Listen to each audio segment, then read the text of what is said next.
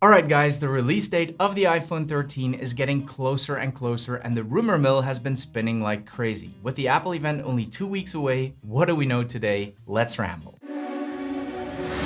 Hold up, place go wild when I pull up. They all on me like it wants. Hey, what's up guys? It is great to see you all again, and if you're new here, I'm Patrick, and this is where I ramble about tech and other stuff. So I don't know if you've noticed, but I've been messing with the camera angle a little bit. I felt like I was staring you dead straight in the face every time. It looked a little bit like a news anchor. I feel like this angle is a little bit more friendly, a little more personal. I feel like we're getting closer already. I don't know, what do you think? All right, let's talk iPhones. Looky-loo, what do we got here? Is this the iPhone 13 Pro? Well, this is in fact a dummy model that was sent to me by one of the iPhone 13 case manufacturers, Casetify, who've also kindly agreed to sponsor this video. A little bit more about them later on. Now, these dummies to me are always very interesting. Of course, they don't necessarily reflect exactly 100% what the final product will look like, but these dummies are created so that manufacturers can create accessories for them, and it's safe to assume that the dimensions are exact. And even design-wise, these will be relatively accurate, and we can distill a few things from these dummies, especially if we use them to cross-reference the leaks and rumors that are currently out there. Anyway, these dummies are the closest thing to the real deal we are able to get our hands on, so let's have a look at this thing against what we know, or at least what we think we know. So this dummy model is of the iPhone 13 Pro, and it has the same boxy design as the iPhone 12, and we knew that. The iPhone 12 was a pretty significant design change, and it's unlikely for a company to radically change that design only a year later. One of the changes we did hear about for a while now is that there might be a smaller notch. Mark Gurman reported on this, and we know him as one of the most reliable sources out there, and we've also seen an illustration shared by John Prosser of what this new notch might look like, which is indeed a smaller, more narrow notch. And the speaker grill moved up all the way to the top. Now, if we grab our dummy model, we obviously don't see the actual notch since there's no modules in there, but we do see very clearly that the speaker grill has in fact moved to the very top as rumored. And since these dummies are there to help design accessories, I believe this is accurate. I mean, these case companies need to know where to put the cutouts when they create things like screen protectors for the iPhone 13, and this is apparently where the speakers need to go. We also heard that there would be a noticeable change in the camera bump. The Pro model was supposed to get a much larger camera module, and the Mini and the regular 13 would see a new design whereby the camera lenses are placed diagonally. Now, if we look at this dummy, I can't really say that the camera bump itself is that much bigger, but the housing around the lenses definitely is. The size of the lenses on the Mini and the regular 13 are expected to stay the same, but even these lower end models are rumored to be getting sensor shift, which is Apple's name for in-body image stabilization, and that is of course a big deal. We also heard that the new iPhones will have fewer speaker holes, possibly due to a shrunken down speaker module, which would make sense because Apple has only very limited space to work with within these small phone frames, so they are constantly trying to make the individual modules smaller to make room for things like a bigger battery or to improve airflow and heat dissipation. And if we look at this dummy, we can indeed see that there are fewer holes in the speaker grills, 3 holes on the left and 5 on the right, whereas the 12 Pro has 4 holes and 6 holes respectively. And again, these are things we can fairly safely assume are correct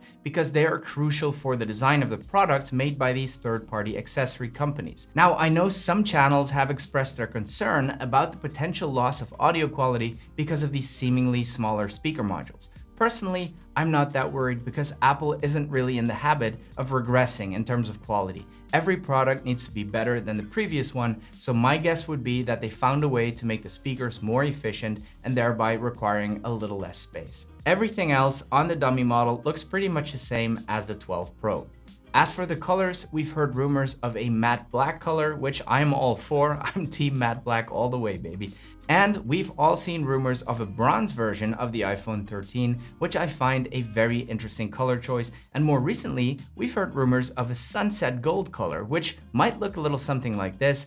And if it does, this will be the only real contender for me against the matte black option, because that thing looks beautiful. Right, before we move on to some of the more juicy rumors, Let me just say a few words of thanks to Casetify, who provided this dummy and who are also known to create some of the best third-party accessories for Apple, like iPhone 13 cases. Now, I can't show you those cases just yet, but thankfully that's not all they make. One of the most useful accessories to the iPhone 12 has definitely been AirTags. They're cheap, they connect within seconds, and they're super useful. I stick one on basically everything I own that I'm afraid of losing. Unlike other trackers, like the Tile, AirTags do not come with a hole for keychains. So these AirTag holders by Casetify are excellent for a couple of reasons. One, you can personalize them so you can put your information on the tag to make it even easier to track your belongings back to you. Two, you can now hook your AirTags anywhere, even on your dog. They come in some interesting colors like mushroom, eggplant, and avocado, and like most of their phone cases, Casetify's AirTag holders are made with 100% biodegradable, even compostable materials. And the packaging they come in is recyclable and made with eco-friendly ink. You can grab a compostable phone case from their website, customize that as well, and create a cool looking case/AirTag combo. Head over to casetify.com/PatrickRambles and use the code 15PatrickRambles to get 15% off your purchase. All right, now for those juicy rumors. Let's start with a bad one so we can end on a couple of high notes. Unfortunately, it's looking like the iPhone 13 might actually go up in price. Until now, we expected the prices to stay roughly the same compared to last year's iPhone 12, but DigiTimes reported that there are issues with chip production for TSMC, one of Apple's manufacturers, and that prices for the chips could increase as much as 20%. According to DigiTimes, that would mean that Apple will increase the prices for the iPhone 13 lineup as well as other series. Now, DigiTimes has an accuracy rating of around 60%, which is not great, but it doesn't sound that far-fetched either. We know chip shortages have been a thing for some time now, so it's possible that this has caused a hike in prices. Now, the 13 isn't looking to be that big of an upgrade, at least not one justifying a significant jump in price. So I'm wondering if this rumor is true, what that means for Apple and the sales volume of the iPhone 13. In earlier rumors, Debbie Wu and Mark Gurman from Bloomberg reported that Apple was planning to ramp up production of the new iPhones by 20%.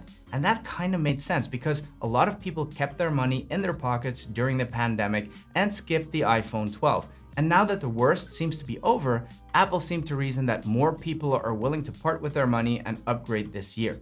But if we will in fact see a significant price hike, I think that the iPhone 12 will start to look very interesting to a lot of people who are looking to upgrade from an older model, or even people that already own the 12 and now might prefer to hang on to it a little longer. Usually, if you're coming from an older model and you want to upgrade, it makes sense to upgrade to the newest model because prices are usually the same as the previous model. But if this is true, that might not be the case this year.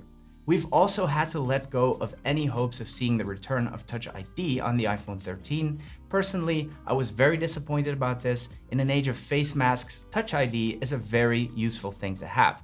But John Prosser has reported that Apple has been testing a new version of Face ID that would be able to recognize a face despite wearing a mask, and it could allegedly even recognize a face behind a pair of foggy glasses. I mean, I'm wearing an Apple Watch and unlocking the iPhone using my Apple Watch works pretty well, but not everybody owns an Apple Watch, and those who do, like myself, aren't always wearing it. So having a proper solution like this, an improved Face ID, would be a very welcome innovation. Now for the most outlandish rumor of them all, Ming-Chi Kuo, who has a very high and a very long-standing accuracy level, reported that Apple is planning to introduce a technology with the iPhone 13 whereby it will use low-orbit satellites to enable iPhone 13 users to make calls and transmit messages via satellite whenever they're not in a 4G or a 5G covered area. And this would of course be amazing news for people that travel all the time and for people living in more remote areas where there isn't a lot of coverage. Mark Gurman already reported something similar in 2019, so this is not the first time we hear about it,